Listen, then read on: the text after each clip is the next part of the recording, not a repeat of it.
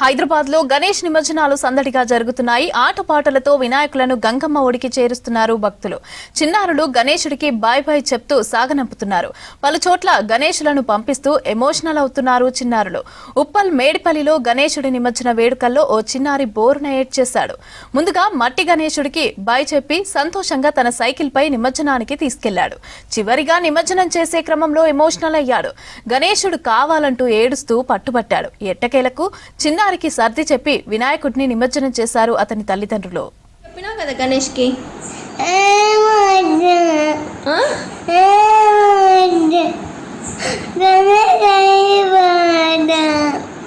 గణేష్ వెళ్ళిపోద్దా? ఏమైనా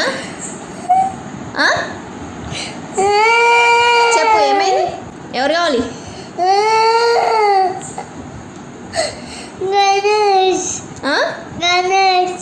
Ganesh AD? Ganesh AD?